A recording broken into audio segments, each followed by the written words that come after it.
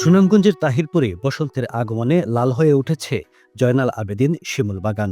একপাশে জাদুকাটা নদী, অন্য পাশে মেঘালয়ের পাহাড়, মাঝখানে প্রায় ৩,০০০ শিমুল গাছ এখন ফুলে ভরা। দূর থেকে দেখলে মনে হয় সবুজের উপর লাল কার্পেট বেছানো। ২০০২ সালে প্রায় ১০০ বিঘা জমিতে বাগানটি গড়ে তোলেন স্থানীয় দানবীর জয়নাল আবেদিন। এখন এটি এলাকার জনপ্রিয় পর্যটন কেন্দ্র। পহেলা ফাল্গুন ও ভালোবাসা দিবসে ঘিরে প্রতিদিন ভিড় করছেন দেশ বিদেশের দর্শনার্থীরা। লাল ফুল আর পাখির ডাক মিলিয়ে তৈরি হয়েছে উৎসবের পরিবেশ। পর্যটকরা বলছেন দৃশ্যটি অসাধারণ হলেও রাস্তা, বসার জায়গা ও খাবারের সুবিধা কম।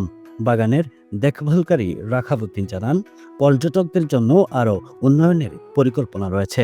স্থানীয়দের মতে এই সৌন্দর্য প্রায় ১ মাস থাকে, তাই এখনই দেখার সেরা সময়।